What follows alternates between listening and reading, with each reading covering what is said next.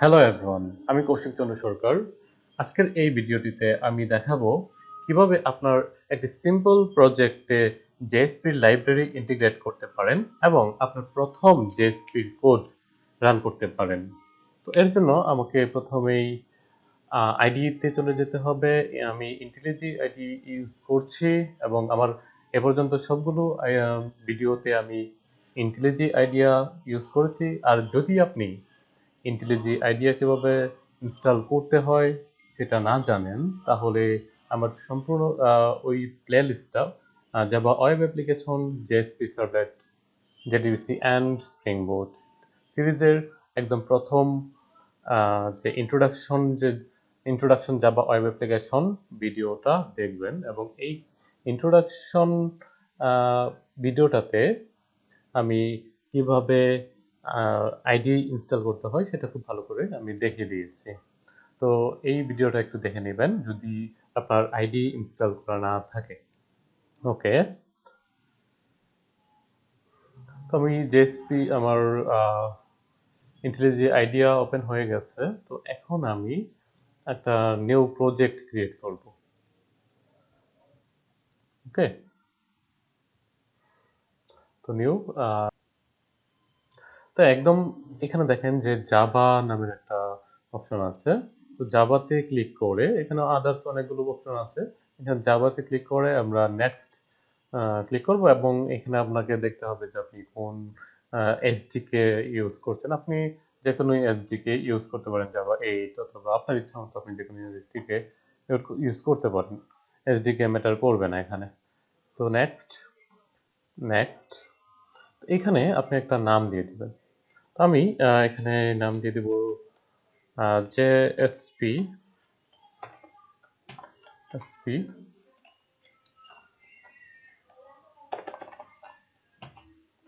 JSP নন Maven JSP নন Maven নামের একটা project আমি ক্রিয়েট করে নিচ্ছি এবং দিস উইন্ডোতে ক্লিক করলাম। অলরাইট, আমার একটা প্রজেক্ট ক্রিয়েট হয়ে গিয়েছে। এখানে সিম্পল একটা প্রজেক্ট ক্রিয়েট হয়ে গেছে, জাভা প্রজেক্ট। তো এখন এইখানে আপনাকে যেটা করতে হবে, আপনার একটা সার্ভার লাগে, যেটা আমরা জানি যে আমরা এতদিন সার্ভলেট করেছি। সার্ভলেট করার সময় দেখেছি যে একটা সার্ভার আমাদের লাগে, সেটা হচ্ছে টমক্যাট সার্ভার। তো যদি আপনাদের টমক্যাট সার্ভার ইনস্টল করা না থাকে, তাহলে জাস্ট আপনি কোনো একটা ব্রাউজারে গিয়ে একটা ব্রাউজার ওপেন করছি। ব্রাউজারে গিয়ে আপনি এখানে সার্চ করবেন টমক্যাট টমক্যাট সার্চ করবেন।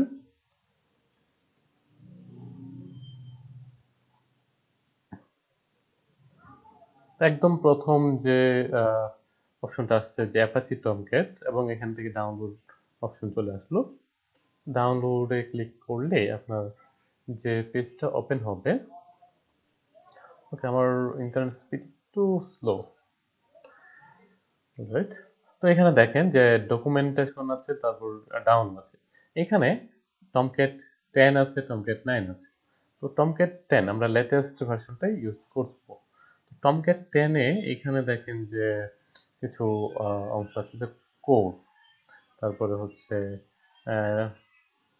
ফুল ডকুমেন্টেশন, ওইগুলো দেখার দরকার নেই। আমি জাস্ট এইখান থেকে আপনি চাইলে জিপটাও ডাউনলোড করতে পারেন, অথবা এই 64 বিটের যে উইন্ডোজ জিপ ফাইলটা সেটা ডাউনলোড করতে। তো আপনার পিসি কনফিগারেশনের উপর ডিপেন্ড করে আপনি এখান থেকে ডাউনলোড করে ফেলবেন 32 bit or 64 bit Windows zip. তো আপনি আপনার যদি লিনাক্স বেসড হয় তাহলে এখানে tar.gz এটা ডাউনলোড করবেন।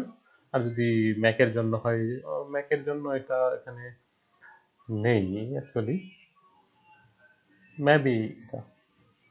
আচ্ছা, যাই হোক, আমরা উইন্ডোজের জন্য ডাউনলোড করব। তো এখান থেকে আমি 64 বিট ডাউনলোড এখানে ক্লিক করলাম। দেখেন এখানে কিন্তু একটা ডাউনলোডের ফাইল চলে আসছে এবং আমি এটাকে এক জায়গায় সেভ করে নিই। জাস্ট আমি ডেস্কটপে সেভ করে নিচ্ছি। আমার ডাউনলোড হয়ে গেছে। তো দেখেন আমার এটাকে আমি ডাউনলোড করে জাস্ট এখন আনজিপ করে নিব, এক্সট্রাক্ট করে নিলাম।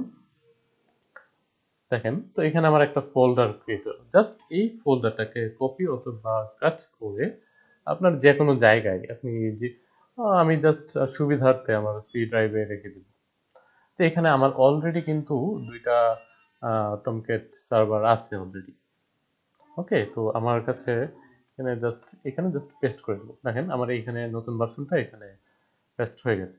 তো জাস্ট এতটুকুই আমাদের কাজ, টমকেট সার্ভার ডাউনলোড করা এবং আমরা সি ড্রাইভে রাখলাম। তো এখন আমাদের প্রজেক্টে গিয়ে অ্যাড কনফিগারেশনে গিয়ে এখানে দেখেন সার প্লাস বাটনে ক্লিক করে একদম নিচে আমরা টমকেট সার্ভার পাবো। দেখেন নিচে কিন্তু আরেকটা আছে যে টমকেট টম ডবল ই সার্ভার। তো এইটাই অনেকে ভুল করে যে এই জায়গায় লোকাল ক্লিক করে ফেলে। তো এটা আমরা করব না, আমরা জাস্ট করব টমকেট সার্ভার। কোথায় গেল?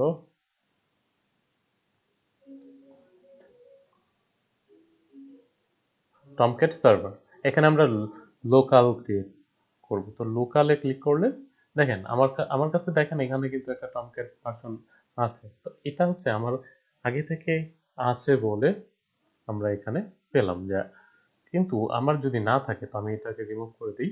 যদি না থাকে তাহলে জাস্ট টমকেট সার্ভারে ক্লিক করে দেখেন এখানে কিন্তু আমার কোনো এখন নতুন কোনো টমকেট পাইনি।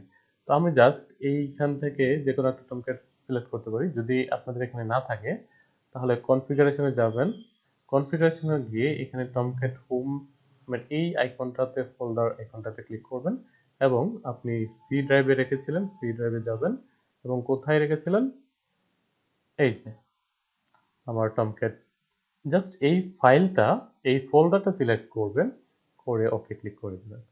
তাহলে আমাদের টমকেট কনফিগারেশন হয়ে গেছে। দেখেন এখন আমরা জাস্ট এখান থেকে সরি আবার আমরা একটু ট্রাই করছি টমকেট লোকাল এবং এখানে আমাদের এখন টমকেট সার্ভার চলে আসছে। তো এখানে আমাদের আরেকটা কাজ করতে হবে যেটা হচ্ছে নো আর্টিফ্যাক্ট কনফিগারেশন, এখানে ফিক্স করে দিতে হবে এবং ফিক্স করে দিয়ে এই জায়গায় আমরা একটা মডিউলে গিয়ে আর আর্টিফ্যাক্ট, আচ্ছা এটা আমরা একটু পরে করছি, আমরা আগে অ্যাপ্লাই দিই। অলরাইট, এখন আপনারা যেটা করবেন আমরা প্রজেক্ট স্ট্রাকচারে চলে যাব। এই যে দেখেন এখানে আইকনটা আছে প্রজেক্ট স্ট্রাকচার, আপনি control alter shift S create click করেও প্রজেক্ট স্ট্রাকচারে চলে যেতে পারেন।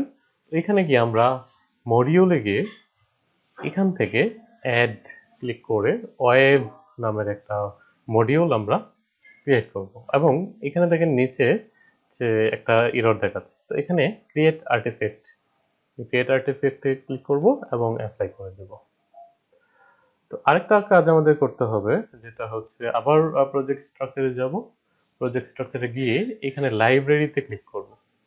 লাইব্রেরিতে ক্লিক করে আমরা প্লাস বাটনে ক্লিক করে জাভা লাইব্রেরি অ্যাড করব। তো আমাদের জাভা জেএসপির জন্য আমাদের একটা লাইব্রেরি অ্যাড করতে হয় যেটা হচ্ছে আমরা একদম আমাদের টমকেট সার্ভারটাতে চলে যাব, যে টমকেট সার্ভারের যে ফোল্ডারটা আছে সেটাতে, এবং এখানে দেখেন একটা লাইব্রেরি ফোল্ডার আছে লাইভ।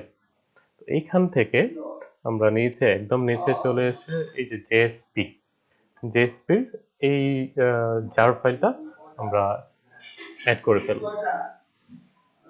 ওকে, আমাদের লাইব্রেরি অ্যাড করা হয়ে গেল। এখন আমরা এই টমক্যাট কনফিগারেশনে গিয়ে আর একটু কাজ করব। জাস্ট এই যে দেখেন টমক্যাট কনফিগারেশন এখানে নিচে একটা ইরর দেখাচ্ছে, এই ইররটাকে জাস্ট ফিক্সড করে দেব, ওকে অ্যাপ্লাই করে দেব। ওকে, আমাদের জেএসপির কনফিগারেশন হয়ে গেছে। তো এখন আমরা এই যে দেখেন এখানে ওয়েব ফোল্ডারটা ক্রিয়েট হয়েছে, এই ওয়েব ফোল্ডারের ভেতরে আমরা ইন্ডেক্স নামের একটা index.jsp নামের একটা ফাইল ক্রিয়েট করব। তো এখানে দেখেন যে JSP নামের একটা অপশন আছে, JSP or JSPX। ইন্ডেক্স নামের একটা ফাইল ক্রিয়েট করব এবং ইন্ডেক্স নামে আমরা ফাইল ক্রিয়েট করব কেন? আমাদের জেএসপির ডিফল্ট ভাবে ইন্ডেক্স ডট জেএসপি ফাইলটাকে কল করে। আমরা যদি এখানে যে ইন্ডেক্স ডট জেএসপি ছাড়া অন্য কিছু দেই তাহলে সেটা কাজ করবে না, বাট এটাকে কাস্টমাইজ করা যায় বা পরবর্তী ভিডিওগুলোতে এই কাস্টমাইজ কিভাবে করতে হয় সেটা আমরা দেখব। তো এটা আমাদের জেএসপি ফাইল। তো এই জেএসপি ফাইলের মধ্যে আপনি HTML এর ট্যাগ লিখতে পারেন, জাভাস্ক্রিপ্টের ট্যাগ লিখতে পারেন, আদার্স আপনি সবকিছু এখানে লিখতে পারেন এবং এই জায়গার মধ্যে আপনি জাভা কোডও লিখতে পারেন। তো আমরা এটাই হচ্ছে জেএসপির অ্যাডভান্টেজ যে আপনি এটার ভেতরে জেএসপি ফাইলের ভেতরে আপনি কিন্তু একের সাথে HTML ট্যাগ লিখতে পারছেন, প্লাস জাভা কোড লিখতে পারছেন এবং আপনি জাভাস্ক্রিপ্ট কোড লিখতে পারছেন। তো এইখানে জাস্ট আমরা এখন এখানে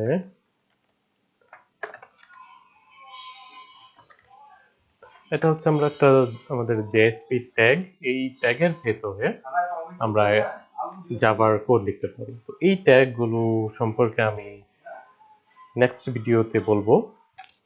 তো আপাতত আপনারা জানেন যে এটা একটা জেএসপি ট্যাগ, এটার ভিতরে আমরা জাভার কোড লিখতে পারি। তো এখানে আমরা ইকুয়াল এখানে আপনারা চাইলে যে কোনো কিছু প্রিন্ট করতে পারেন। সাপোজ আমি এখানে একটা স্ট্রিং লিখলাম হ্যালো জেএসপি। তো এখন জাস্ট আপনি সার্ভারটাকে রান করেন।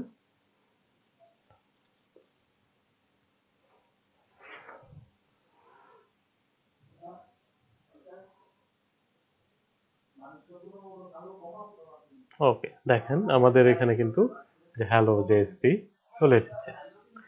তো এটা হচ্ছে আমাদের জেএসপির ফার্স্ট কোড, আমরা কিভাবে জেএসপি ইন্টিগ্রেট করতে পারি একটা নর্মাল জাভা প্রজেক্টে এবং কিভাবে একটা জেএসপি কোড রান করতে পারি এবং টমক্যাট সার্ভারের সাহায্যে।